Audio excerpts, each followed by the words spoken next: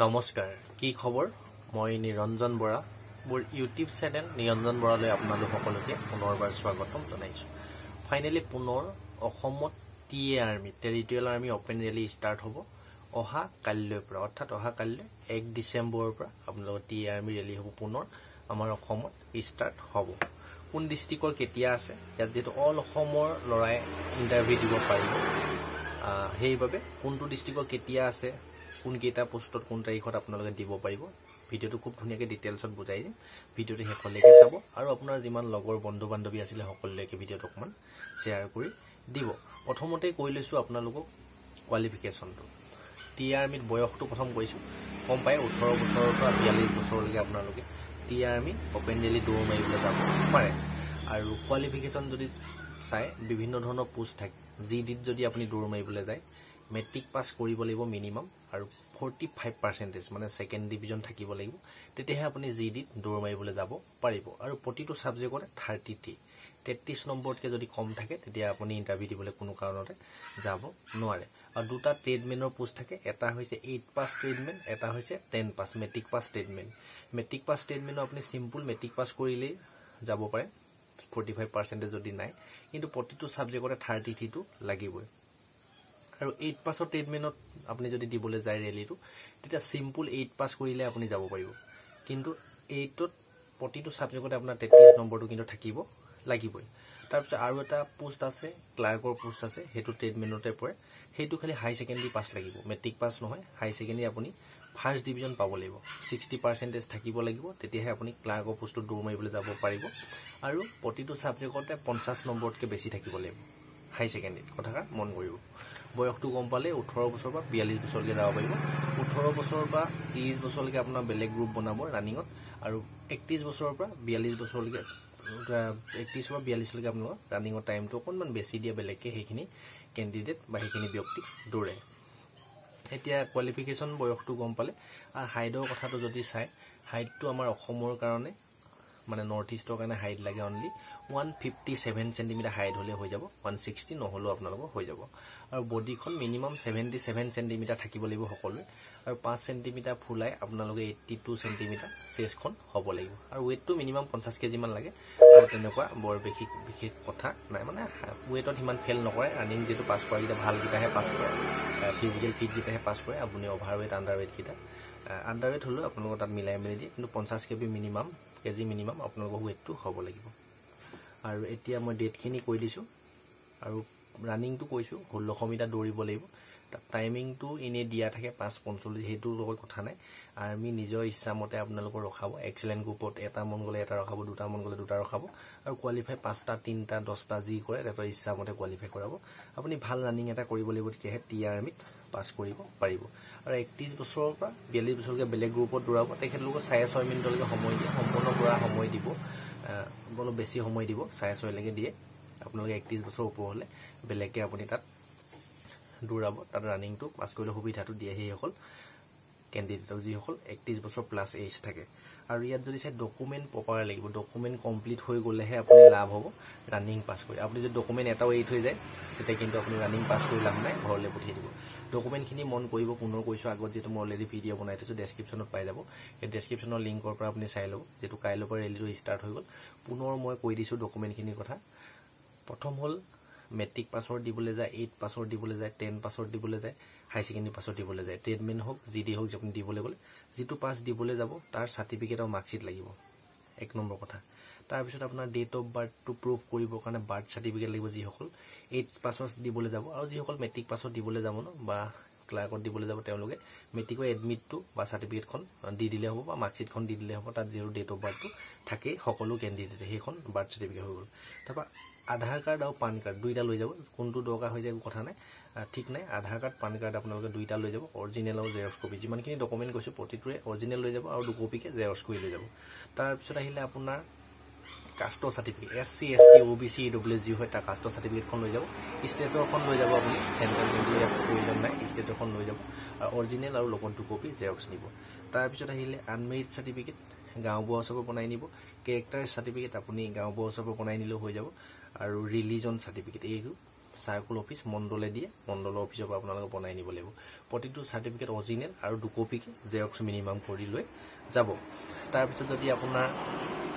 Sport খেলা যদি certificate আছে এনসিসি যদি সাৰ্টিফিকেট আছে বা ৰিলেশনশিপ আপনাৰ মা দেউতা যদি কোনোবা আৰ্মিত কৰা যদি ৰিলেশনশিপৰ সাৰ্টিফিকেট আছে সেইখিনি লৈ যাব অৰিজিনেল হি আপোনালোকে তাৰ সুবিধা পাব অৰিজিনেল লৈ যাব উইথ 2 কপি জেৰক্স কপি লৈ যাব আৰু মিনিমাম ফটো আপোনালোকে নিব লাগিব 20 কপি মান ৰিসেন্টলি মাৰি পাসপোৰ্ট ফটো 20 কপি লগত লৈ যাব ফটো কিমান দৰকাৰ হৈ যায় ঠিক নাই মিনিমাম 20 কপি মান নিলে আপোনালোক হৈ যাব তাৰ পিছত আহিলে এতিয়া যি সকলে জিডি দিব তেওঁলোকৰ ৰানিং হ'ব ডকুমেন্ট ভেৰিফিকেশন হ'ব ফিজিক্যাল টেষ্ট হ'ব ডকুমেন্ট ভেৰিফিকেশন হ'ব আৰু মেডিকেল লগালগ হ'ব যি সকলে কিন্তু ট্ৰেডমেন্টত দিব 8 পাস ট্ৰেডমেন্ট হ'ব মেট্ৰিক পাস ট্ৰেডমেন্ট হ'ব তেওঁলোকৰ ৰানিং পাস কৰাৰ পিছতে ট্ৰেড টেষ্ট হ'ব আৰু ডকুমেন্ট ভেৰিফিকেশন আপুনি যেটো পোষ্টত দিব বিচাৰে ক্লাৰ্কত যদি দিয়ে টাইপিং টেষ্ট হ'ব পাৰ মিনিটত 30টা ওয়াৰ্ড হিন্দীত হলে আৰু ইংলিছত হলে 35টা ওয়াৰ্ড টাইপিং কৰিব পাৰিব লাগিব হেতু এটা ৰুল এটা ধৰি দিছে কিন্তু তেওঁলোকৰ মতে পাস কৰাব আপোনালোকে ভাল দেখিলে তেওঁলোকে যেটো হিচাপত পাস কৰাই যেটো হোদে হেতু ক'ব পাৰিলে আপোনালোকে পাস কৰিব ট্ৰেড টেষ্টটো একো আপুনি কুকত দিয়ে হেয়াৰ ড্ৰেছাৰত দিয়ে সাফাই দিয়ে বাৰবাৰ দিয়ে হাউসকিপাৰ দিয়ে তাৰ ওপৰত ট্ৰেড টেষ্ট ল'ব তেওঁলোকৰ মতে আপোনালোকে পাস কৰিব লাগিব তেতিয়াহে মেডিকেল দিবলৈ পাব আৰু জিডিখিনি কোনো ধৰণৰ ট্ৰেড টেষ্ট নাই ডাইৰেক্ট ডকুমেন্ট ভেৰিফিকেশন কৰিব ডকুমেন্ট কি দিয়া হলে আপোনালোকক মেডিকেল কৰিব একো প্ৰবলেম নাই মেডিকেল পাস কৰিলে আৰু গুটেখিনি পোষ্টৰ এক্সামটো তেজপুৰ সোলমৰা আৰু শিলচৰ মাছেমপুৰ তাত এডমিট কাৰ্ড দি পঠিছে মোৰ লগৰ ক্যান্ডিডেটও পাস কৰিছে এক্সামটো পৰিছে 18 জানুৱাৰী তাৰিখে 2026 আৰু নাৰেঙ্গী মিলিটাৰী কেম্পত পৰিছে তাতে আপোনালোকৰ এক্সামটো অনুষ্ঠিত হ'ব কিন্তু ডিব্ৰুগড় কাইলৈৰ পৰা ষ্টাৰ্ট হ'বহে ক'ত এক্সাম পৰে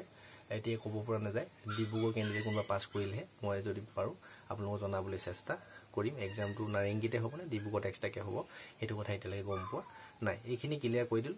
আৰু বিমটো গম পাই 10টা মাৰিলে এক্সেলেন্ট মিনিমাম 6টা মাৰিলে পাস কৰিব আপোনালোকে 10টা মাৰিবলৈ চেষ্টা কৰিব ৰানিংটো এক্সেলেন্ট নহলো বিমটো এক্সেলেন্ট মাৰিবলৈ তেতিয়া চাকৰি পোৱাৰ চান্স থাকিব আৰু নফুটো এটা গাঁত খানি থৈ থাকিব এটো জাস্ট জাপ মাৰি পাৰ হ'বলৈ তাত কোনো ধৰণৰ নাম্বাৰ নাথাকে আৰু বেকাবিকিকে 3 ফুট মান ওখকে এটা বেকাবিকি লোহাৰ হওক কাঠৰ হওক ৰাস্তা বনাই থোৱা থাকিব তাত আপোনালোকে খোজকাঢ়ি জাস্ট পাৰ হ'ব লাগে তাত কোনো ধৰণৰ নম্বৰ নাই জাস্ট এটো কোৱালিফাই কৰিলে হ'ল আৰু ডিব্ৰুগড় সাবুৱা মিনি ষ্টেডিয়ামত যেটো ৰেলী হ'ব আৰু আপোনালোকৰ ডিব্ৰুগড় সাবুৱা মিনি ষ্টেডিয়ামত য'ত ৰেলী হ'ব তাত ফিল্ডখন গ্ৰাউণ্ডটো 400 মিটাৰ গ্ৰাউণ্ড হয় 4 পাক মাৰিব লাগিব 4 4 1600 হৈ যাব 4 পাক আপোনালোকে দৌৰ মাৰিব লাগিব 50টা দিয়ে 100টা দিয়ে 30টা দিয়ে এতিয়া একো ক'ব পৰা নাযায় কিন্তু আপোনালোকে 4 পাক ৰানিং কৰিব লাগিব পুৰা স্পিড কৰিব লাগিব জোৰছে দৌৰিব লাগিব তাৰ ভিতৰত 20-30টা মোৰ হিচাপত তাত কিন্তু ৰখাব লাগে যেটো পোষ্ট অলপ বেছি আছে প্ৰায় 250 মান পোষ্ট আছে বুলি ধৰক 4খন ডিস্ট্ৰিক্টৰ ভিতৰত অসমৰ আৰু অসমৰ যিকিখন ডিস্ট্ৰিক্টৰ কথা কম সেইখন ডিস্ট্ৰিক্টৰ ভিতৰত আৰু অৰুণাচলো আছে তিৰাপ ডিস্ট্ৰিক্টৰ 3খন নে 4খন ডিস্ট্ৰিক্টৰ ৰেলী আছে এইখিনি গোটে কথাখিনি বুজাই দিলো এতিয়া কোনটো ডিস্ট্ৰিক্টৰ কেতিয়া আপোনালোকে অল অসমৰ হলে যিকোনো ডেটত গলে নহব এটা ডেটতহে দিছে ৰেলী দিবলৈ ডিব্ৰুগড়ত সেইখিনি গুঠুনিকে বুজাই কৈ দিম আপোনালোকে ভিডিঅটো শেষলৈকে চাওক এতিয়া মই অকল অসমৰ ডিস্ট্ৰিক্টখিনি কথা কৈছো কোনটো তাৰিখত ৰেলী পৰিছে বেলেগ বাহিৰখিনি নকওঁ 1 আৰু 2 ডিসেম্বৰত ৰেলী দিব পাৰিব ডিব্ৰুগড় ডিস্ট্ৰিক্টৰ লৰাই 1 ডিসেম্বৰ আৰু 2 ডিসেম্বৰ দুদিন সময় দিছে তাৰ পিছত 3 আৰু 4 ডিসেম্বৰ দিছে তিনিচুকীয়া ডিস্ট্ৰিক্টে দুদিনকে ৰেলী দিবলৈ সুবিধা দিছে দৌৰ মাৰিবলৈ আগদিনা ফেল কৰিলে আপুনি পিছদিনা ৰেলী দিবগৈ পাৰিব তাৰ পিছত 5 ডিসেম্বৰ তাৰিখে আমাৰ শিৱসাগৰ ডিস্ট্ৰিক্টৰ দিছে 6 ডিসেম্বৰ তাৰিখে চৰাইদেউ ডিস্ট্ৰিক্টৰ দিছে 8 ডিসেম্বৰ তাৰিখে 7 ডিসেম্বৰ তাৰিখে হয়তো বেলেগো আছে কিন্তু 8 ডিসেম্বৰ তাৰিখে আমাৰ অসমৰ কাছাৰ ডিস্ট্ৰিক্টৰ লৰাই দৌৰিব পাৰিব মানে দৌৰ মাৰিবলৈ যাব পাৰিব 9 ডিসেম্বৰ তাৰিখে পাৰিব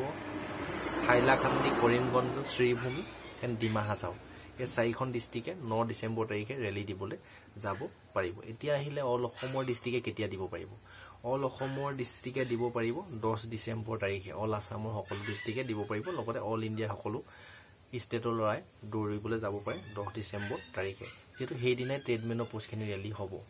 আৰু বাকি যিখিনি ডিস্ট্ৰিক্ট হলো সেইখিনি কাৰণেহে জিডি পোষ্টখিনি আছে অনলি 260 মানে প্ৰায় 250 মান পোষ্ট আছে সেইখিনি জিডি পোষ্ট যিখিনি ডিস্ট্ৰিক্টৰ জিডিত দিবলৈ পাব সেইখিনিহে ডিস্ট্ৰিক্ট দিবলৈ পাব অল আসামৰ বা অল ইণ্ডিয়া ট্ৰেডমেনত দিবলৈ হলে অল ইণ্ডিয়া ভিতৰত 15টা 10-15টা মান পোষ্ট আছে সেইকেইটা ভিতৰত আপোনালোকে দিব লাগিব অসমৰ বেলেগ ডিস্ট্ৰিক্ট বিলাক আকৌ কৈছো 1-2 ডিসেম্বৰ তাৰিখে ডিব্ৰুগড় 3-4 ডিসেম্বৰ তাৰিখে তিনিচুকীয়া 5 ডিসেম্বৰ তাৰিখে শিৱসাগৰ 6 ডিসেম্বৰ তাৰিখে চৰাইদেউ 7 তাৰিখে নাই 8 ডিসেম্বৰ তাৰিখে কাছাৰ ডিস্ট্ৰিক্টে পাৰিব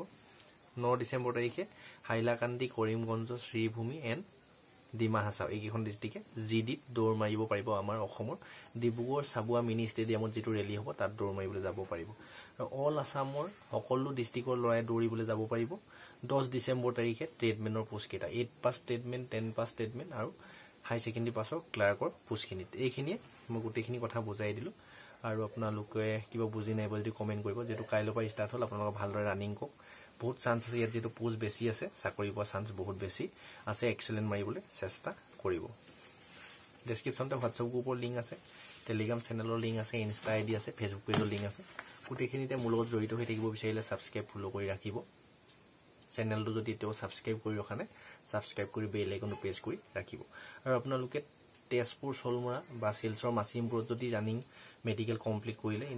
এডমিট দি পঠিয়াইছে এক্সামৰ কাৰণে 18 জানুৱাৰী তাৰিখে, আপোনালোকে ভালদৰে এক্সামৰ কাৰণে প্ৰিপেৰেশ্যন কৰক। আজিকালি অকল ফিজিকেল মেডিকেল পাছ কৰিলে চাকৰি নহয়, এক্সামত ভাল নম্বৰ এটা পাব লাগিব, টপ হ'ব লাগিব, তেতিয়াহে আপুনি চাকৰি পাবলৈ সক্ষম হ'ব।